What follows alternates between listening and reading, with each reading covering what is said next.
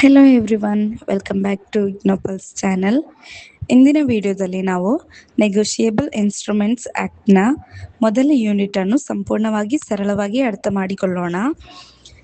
ಈ ಯೂನಿಟ್ನಲ್ಲಿ negotiable instruments ಎಂದರೇನು, ಅದರ ವಿಧಗಳು, ಅವುಗಳ ಮುಖ್ಯ ಲಕ್ಷಣಗಳು, ಪ್ರೆಸಂಪ್ಷನ್, ಆಂಬಿಗಸ್ ಇನ್ಸ್ಟ್ರೂಮೆಂಟ್, ಇನ್ಸರ್ಟ್ ಇನ್ಸ್ಟ್ರೂಮೆಂಟ್ಸ್ ಹಾಗೂ ಎಂಡೋರ್ಸ್ಮೆಂಟ್ಗೆ ಸಂಬಂಧಿಸಿದ ಮೂಲಭೂತ ವಿಷಯಗಳನ್ನು ತಿಳಿದುಕೊಳ್ಳೋಣ. ಮೊದಲಿಗೆ ನೆಗೋಷಿಯೇಬಲ್ ಇನ್ಸ್ಟ್ರೂಮೆಂಟ್ ಎಂದರೇನು? ಸಾಮಾನ್ಯವಾಗಿ ಹಣದ ವ್ಯವಹಾರಗಳಲ್ಲಿ ನಗದು ರೂಪದಲ್ಲಿ ಪಾವತಿ ಮಾಡುವ ಬದಲು ಕೆಲವು ಲಿಖಿತ ದಾಖಲೆಗಳ ಮೂಲಕ ಹಣವನ್ನು ಪಾವತಿಸಲಾಗುತ್ತದೆ. ಅಂತಹ ಲಿಖಿತ ದಾಖಲೆಗಳನ್ನು ನೆಗೋಷಿಯೇಬಲ್ ಇನ್ಸ್ಟ್ರೂಮೆಂಟ್ಸ್ ಎಂದು ಕರೆಯುತ್ತಾರೆ. ನೆಗೋಷಿಯೇಬಲ್ ಇನ್ಸ್ಟ್ರೂಮೆಂಟ್ಸ್ ಆ್ಯಕ್ಟ್ 1881 ಸೆಕ್ಷನ್ 13 ಪ್ರಕಾರ ಕೆಳಗಿನ 3 ಇನ್ಸ್ಟ್ರೂಮೆಂಟ್ಗಳನ್ನು ನೆಗೋಷಿಯೇಬಲ್ ಇನ್ಸ್ಟ್ರೂಮೆಂಟ್ಸ್ ಎಂದು ಕರೆಯಲಾಗುತ್ತದೆ. First one promissory note, second one bill of exchange, third one cheque. ಈ ಇನ್ಸ್ಟ್ರೂಮೆಂಟ್ಗಳನ್ನು ಹಣದ ಬದಲಾಗಿ ಬಳಸಬಹುದು. ಇವುಗಳನ್ನು ಒಬ್ಬ ವ್ಯಕ್ತಿಯಿಂದ ಮತ್ತೊಬ್ಬ ವ್ಯಕ್ತಿಗೆ ವರ್ಗಾಯಿಸಬಹುದು. ಇನ್ನು ಪೇಮೆಂಟ್ ಟು ಆರ್ಡರ್ ಮತ್ತು payable to bearer. Payable to order ಯಾವುದೇ promissory note, bill of exchange ಅಥವಾ ಚೆಕ್ ನಿರ್ದಿಷ್ಟ ವ್ಯಕ್ತಿಗೆ ಅಥವಾ ಅವನ ಆದೇಶದಂತೆ ಪಾವತಿಯಾಗಬೇಕೆಂದು ಬರೆಯಲ್ಪಟ್ಟಿದ್ದರೆ ಅದನ್ನು ಪೇಯೇಬಲ್ ಟು ಆರ್ಡರ್ ಎಂದು ಕರೆಯುತ್ತಾರೆ. ಉದಾಹರಣೆಗೆ, pay to Ravi or order 10,000. ಇಲ್ಲಿ ರವಿ ಅಥವಾ ರವಿ ಸೂಚಿಸುವ ವ್ಯಕ್ತಿಗೆ ಹಣ ಪಾವತಿಸಲಾಗುತ್ತದೆ. ಇನ್ನು ಪೇಯೇಬಲ್ ಟು ಬೇರಿಯರ್ ಯಾವುದೇ ಇನ್ಸ್ಟ್ರೂಮೆಂಟ್ ಅನ್ನು ಹೊಂದಿರುವ ವ್ಯಕ್ತಿಗೆ ಹಣ ಪಾವತಿಸಬೇಕಾದರೆ ಅದನ್ನು ಪೇಯೇಬಲ್ ಟು ಬೇರಿಯರ್ ಎಂದು ಕರೆಯುತ್ತಾರೆ. ಉದಾಹರಣೆಗೆ, ಪೇ ಟು ಬೇರಿಯರ್ 5,000. ಈ ಇನ್ಸ್ಟ್ರೂಮೆಂಟ್ ಯಾರ ಕೈಯಲ್ಲಿದ್ದರೋ ಅವರಿಗೆ ಹಣ ದೊರೆಯುತ್ತದೆ. ಇನ್ನು ಸೆಕ್ಷನ್ 31 ಕ್ರೆಡಿಟ್ ಕಂಟ್ರೋಲ್. ಭಾರತದಲ್ಲಿ RBI ಅಥವಾ ಕೇಂದ್ರ ಸರ್ಕಾರವನ್ನು ಹೊರತುಪಡಿಸಿ ಬೇರೆ ಯಾರಿಗೂ ಪೇಯೇಬಲ್ ಟು ಬೇರಿಯರ್ ಇನ್ಸ್ಟ್ರೂಮೆಂಟ್ ಅನ್ನು ಇಶ್ಯೂ ಮಾಡಲು ಅನುಮತಿ ಇಲ್ಲ. ಅದೇ ರೀತಿ ಯಾವುದೇ ವ್ಯಕ್ತಿ ಪೇಯೇಬಲ್ ಟು ಬೇರಿಯರ್ ಅಥವಾ ಆನ್ ಡಿಮ್ಯಾಂಡ್ ಆಗಿರುವ ಬಿಲ್ ಆಫ್ ಎಕ್ಸ್ಚೇಂಜ್ ಅನ್ನು ಡ್ರಾ ಅಥವಾ ಅಕ್ಸೆಪ್ಟ್ ಮಾಡಲು ಸಾಧ್ಯವಿಲ್ಲ. ಆದರೆ ಬ್ಯಾಂಕ್ ಖಾತೆಯ ಆಧಾರದ ಮೇಲೆ ನೀಡಲಾಗುವ ಬೇರಿಯರ್ ಚೆಕ್ ಮಾತ್ರ ಇದಕ್ಕೆ ಹೊರತಾಗಿದೆ. ಈ ನಿಯಮವನ್ನು ದೇಶದ ಹಣಕಾಸಿನ ವ್ಯವಸ್ಥೆಯನ್ನು ನಿಯಂತ್ರಿಸುವ ಉದ್ದೇಶದಿಂದ ಜಾರಿಗೆ ತರಲಾಗಿದೆ. ಇನ್ನು ಎಸೆನ್ಷಿಯಲ್ಸ್ ಆಫ್ ನೆಗೋಷಿಯೇಬಲ್ ಇನ್ಸ್ಟ್ರೂಮೆಂಟ್. ಒಂದು ಇನ್ಸ್ಟ್ರೂಮೆಂಟ್ ಮಾನ್ಯವಾಗಿರಬೇಕಾದರೆ ಈ ಕೆಳಗಿನ ಲಕ್ಷಣಗಳು ಇರಬೇಕು. First one written form. Instrument ಕಡ್ಡಾಯವಾಗಿ ಬರವಣಿಗೆಯ ರೂಪದಲ್ಲಿರಬೇಕು. ಮೌಖಿಕ ಒಪ್ಪಂದಗಳು ನೆಗೋಷಿಯೇಬಲ್ ಇನ್ಸ್ಟ್ರೂಮೆಂಟ್ ಆಗುವುದಿಲ್ಲ. Second one signature. ಇನ್ಸ್ಟ್ರೂಮೆಂಟ್ ಮೇಲೆ ಡ್ರಾವರ್, ಮೇಕರ್ ಅಥವಾ ಸಂಬಂಧಪಟ್ಟ ವ್ಯಕ್ತಿಯ ಸಹಿ ಇರಬೇಕು. ಸಹಿ ಇಲ್ಲದಿದ್ದರೆ ಇನ್ಸ್ಟ್ರೂಮೆಂಟ್ ಅಮಾನ್ಯವಾಗುತ್ತದೆ. Third one freely transferable. Instrument ಅನ್ನು ಒಬ್ಬ ವ್ಯಕ್ತಿಯಿಂದ ಮತ್ತೊಬ್ಬ ವ್ಯಕ್ತಿಗೆ ಸುಲಭವಾಗಿ ವರ್ಗಾಯಿಸಬಹುದು. Fourth one title free from defect. Instrument ಪಡೆಯುವ ವ್ಯಕ್ತಿಗೆ ಸರಿಯಾದ ಹಕ್ಕು ದೊರೆಯಬೇಕು.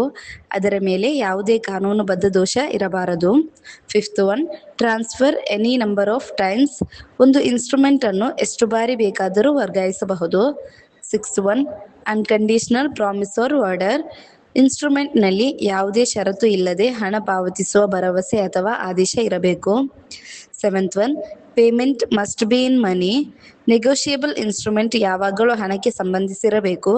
ಸರಕು ಅಥವಾ ಬೇರೆ ವಸ್ತುಗಳಿಗೆ ಸಂಬಂಧಿಸಿದ ಆದೇಶ ನೆಗೋಷಿಯೇಬಲ್ ಇನ್ಸ್ಟ್ರೂಮೆಂಟ್ ಆಗುವುದಿಲ್ಲ. Eighth one certainly of amount and time. ಎಷ್ಟು ಹಣ ಪಾವತಿಸಬೇಕು ಮತ್ತು ಯಾವಾಗ ಪಾವತಿಸಬೇಕು ಎಂಬುದು ಸ್ಪಷ್ಟವಾಗಿರಬೇಕು. Ninth one certainly of parties. ಹಣ ಪಾವತಿಸುವ ವ್ಯಕ್ತಿ ಮತ್ತು ಹಣ ಪಡೆಯುವ ವ್ಯಕ್ತಿ ಯಾರು ಎಂಬುದು ಸ್ಪಷ್ಟವಾಗಿರಬೇಕು. Tenth one delivery. ಇನ್ಸ್ಟ್ರೂಮೆಂಟ್ ಸಂಬಂಧಪಟ್ಟ ವ್ಯಕ್ತಿಗೆ ಹಸ್ತಾಂತರವಾಗಿರಬೇಕು. ಡೆಲಿವರಿ ಇಲ್ಲದಿದ್ದರೆ ಇನ್ಸ್ಟ್ರೂಮೆಂಟ್ ಸಂಪೂರ್ಣವಾಗುವುದಿಲ್ಲ. ಇನ್ನು ಪ್ರೆಸಂಪ್ಷನ್ಸ್ ಆಫ್ ನೆಗೋಷಿಯೇಬಲ್ ಇನ್ಸ್ಟ್ರೂಮೆಂಟ್ಸ್. ಕಾನೂನಿನ ಪ್ರಕಾರ ಕೆಲವು ವಿಷಯಗಳನ್ನು ಮೊದಲೇ ಸತ್ಯವೆಂದು ಪರಿಗಣಿಸಲಾಗುತ್ತದೆ. ಕನ್ಸಿಡರೇಷನ್. ಪ್ರತಿಯೊಂದು ನೆಗೋಷಿಯೇಬಲ್ ಇನ್ಸ್ಟ್ರೂಮೆಂಟ್ ಕನ್ಸಿಡರೇಷನ್ ಆಧಾರದ ಮೇಲೆ ಮಾಡಲಾಗಿದೆ ಎಂದು ಊಹಿಸಲಾಗುತ್ತದೆ.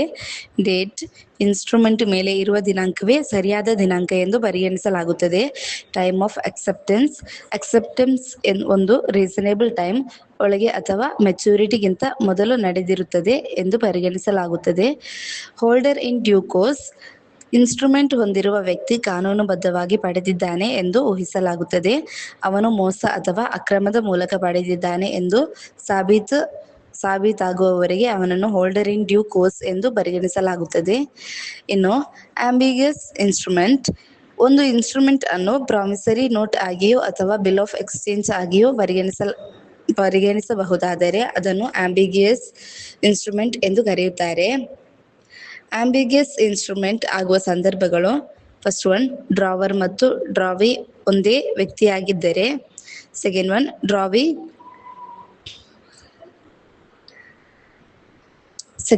ಡ್ರಾವಿ ಕಾಲ್ಪನಿಕ ವ್ಯಕ್ತಿಯಾಗಿದ್ದರೆ. ಥರ್ಡ್ ಒನ್, ಡ್ರಾವಿ ಮೈನರ್ ಅಥವಾ ಕಾಂಟ್ರಾಕ್ಟ್ ಮಾಡಲು ಅಸಮರ್ಥ ವ್ಯಕ್ತಿಯಾಗಿದ್ದರೆ. ಇಂತಹ ಸಂದರ್ಭಗಳಲ್ಲಿ ಇನ್ಸ್ಟ್ರೂಮೆಂಟ್ ಅನ್ನು ಆಂಬಿಗಿಯಸ್ ಇನ್ಸ್ಟ್ರೂಮೆಂಟ್ ಎಂದು ಕರೆಯಲಾಗುತ್ತದೆ. ಇನ್ನು ಇನ್ಚಾಯ್ಟ್ ಇನ್ಸ್ಟ್ರೂಮೆಂಟ್. ಇನ್ಚಾಯ್ಟ್ ಎಂದರೆ ಅಪೂರ್ಣ. ಯಾವುದೇ ನೆಗೋಷಿಯೇಬಲ್ ಇನ್ಸ್ಟ್ರೂಮೆಂಟ್ನಲ್ಲಿ ಸಹಿ ಹಾಕಿ ಕೆಲವು ವಿವರಗಳನ್ನು ಖಾಲಿ ಬಿಟ್ಟಿದ್ದರೆ ಅಥವಾ ಇನ್ಸ್ಟ್ರೂಮೆಂಟ್ ಸಂಪೂರ್ಣವಾಗದಿದ್ದರೆ ಅದನ್ನು ಇನ್ಚಾಯ್ಟ್ ಇನ್ಸ್ಟ್ರೂಮೆಂಟ್ ಎಂದು ಕರೆಯುತ್ತಾರೆ. ಉದಾಹರಣೆಗೆ, ಒಬ್ಬ ವ್ಯಕ್ತಿ ಸಹಿ ಹಾಕಿ ಮೊತ್ತವನ್ನು ಬರೆಯದೆ ಖಾಲಿ ಬಿಡುತ್ತಾನೆ. ನಂತರ ಅಧಿಕಾರ ಪಡೆದ ವ್ಯಕ್ತಿ ಆ ಖಾಲಿ ಜಾಗವನ್ನು ತುಂಬಬಹುದು. ಇನ್ನು ಎಂಡೋರ್ಸ್ಮೆಂಟ್. ನೆಗೋಷಿಯೇಬಲ್ ಇನ್ಸ್ಟ್ರೂಮೆಂಟ್ಸ್ ಅನ್ನು ಒಬ್ಬ ವ್ಯಕ್ತಿಯಿಂದ ಮತ್ತೊಬ್ಬ ವ್ಯಕ್ತಿಗೆ ವರ್ಗಾಯಿಸುವ ಪ್ರಕ್ರಿಯೆಯನ್ನು ಎಂಡೋರ್ಸ್ಮೆಂಟ್ ಎಂದು ಕರೆಯುತ್ತಾರೆ. ಎಂಡೋರ್ಸರ್ ಇನ್ಸ್ಟ್ರೂಮೆಂಟ್ ಅನ್ನು ವರ್ಗಾಯಿಸುವ ವ್ಯಕ್ತಿಯನ್ನು ಎಂಡೋರ್ಸರ್ ಎಂದು ಕರೆಯುತ್ತಾರೆ.